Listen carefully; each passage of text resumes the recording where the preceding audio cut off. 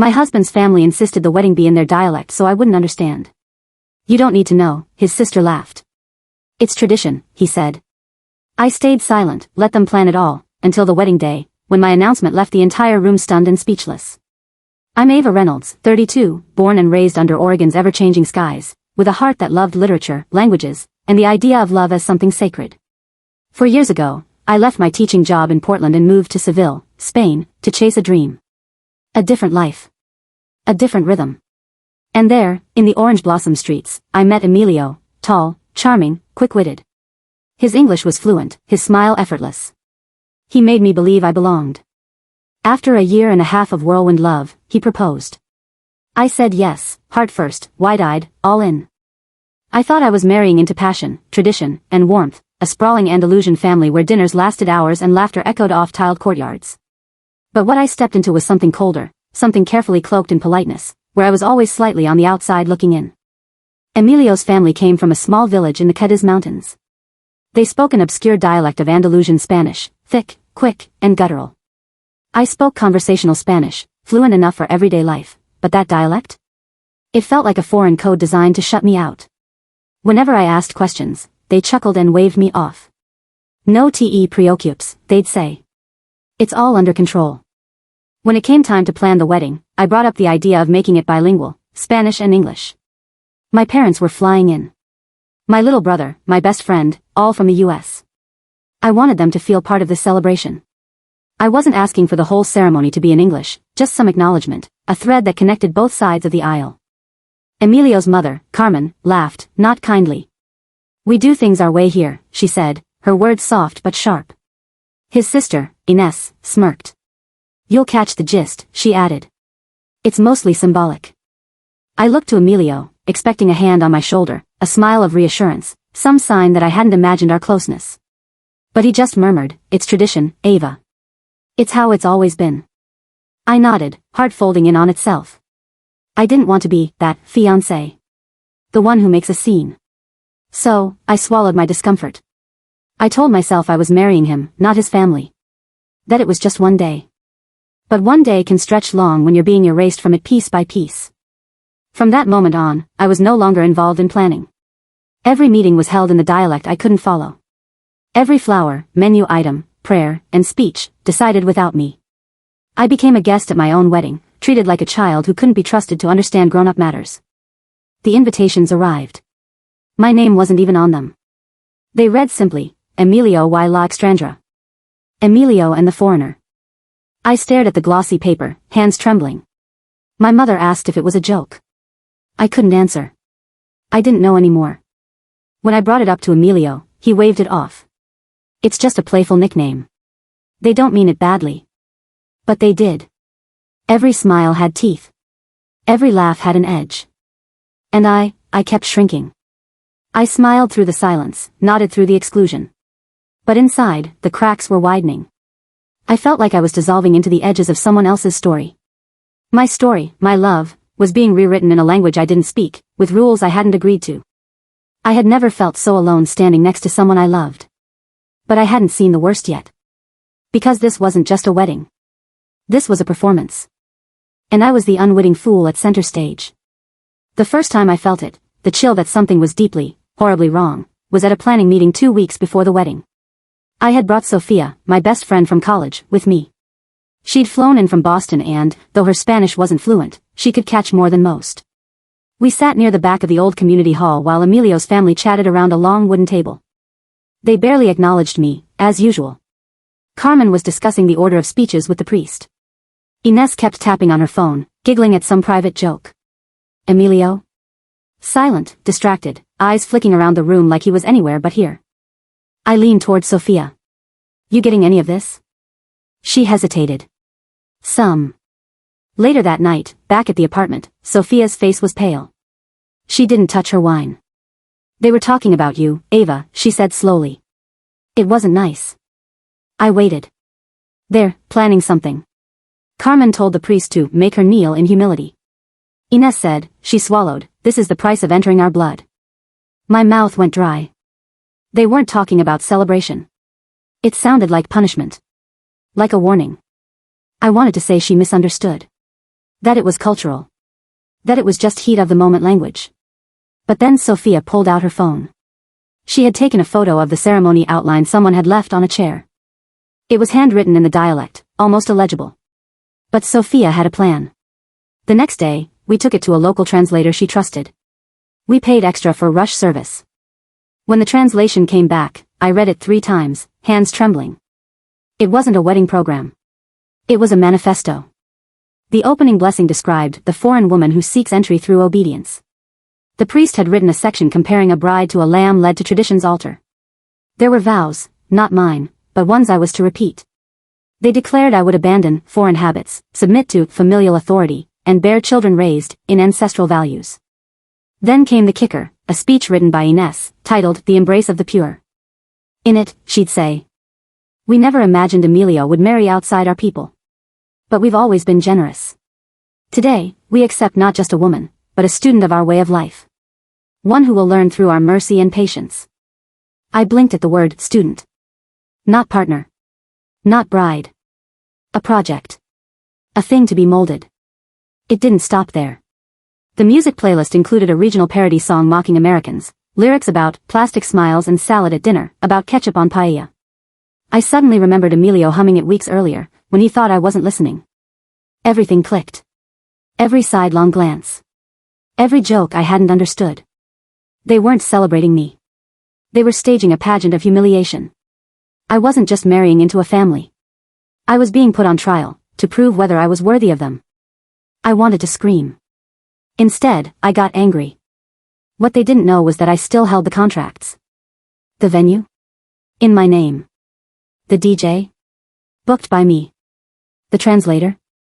Supposed to whisper only for my family, but I called her and asked for something more. She agreed.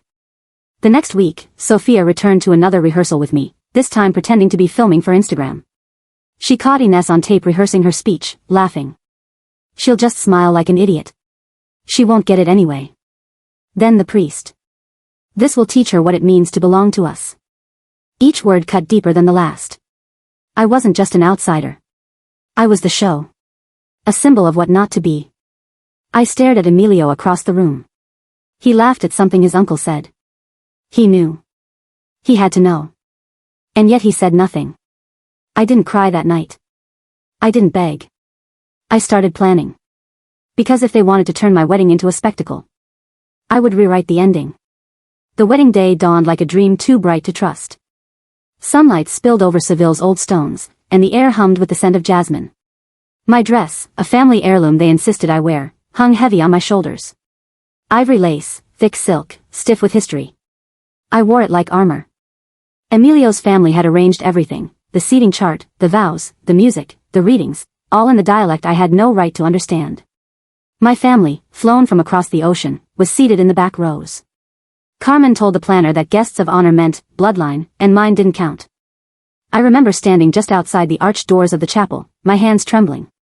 The translator stood beside me, discreet earpiece ready. Sophia gave me a small nod from the shadows.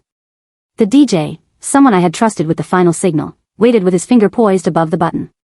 The organ music swelled. I walked. People rose. Some smiled politely. Others didn't bother. Ines was already whispering to a cousin, hiding a smirk behind her fan. The ceremony began.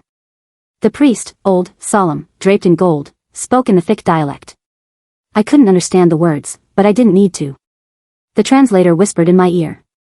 Today we welcome the outsider with grace, as our ancestors would welcome a traveler into the village, but only if she submits. My stomach churned. She comes from a different world, but today, she bends to ours. The congregation nodded. I looked at Emilio. His face was blank, gaze fixed somewhere over my head.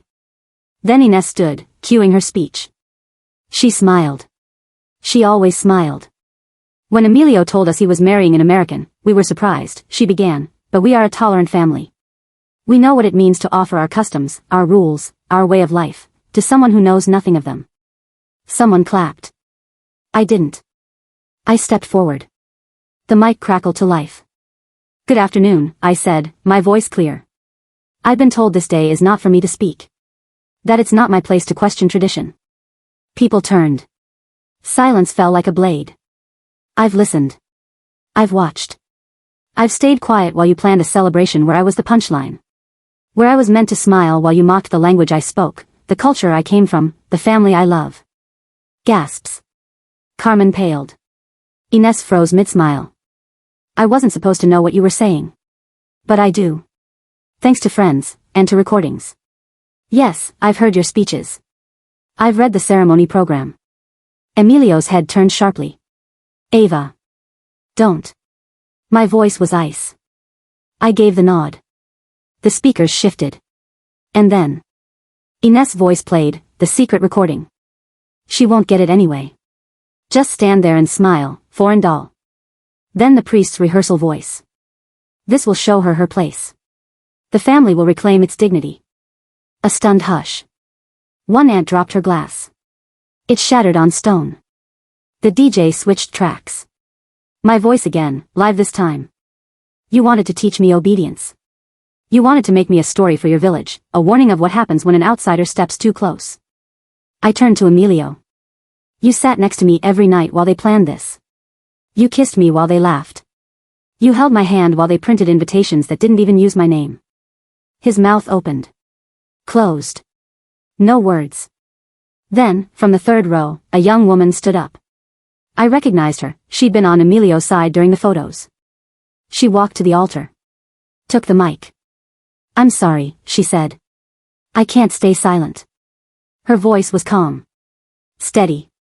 My name is Camila. I'm Emilio's girlfriend. The world tilted. We've been seeing each other for 6 months. The chapel exploded, whispers, gasps, one woman fainted. Carmen tried to hush the room.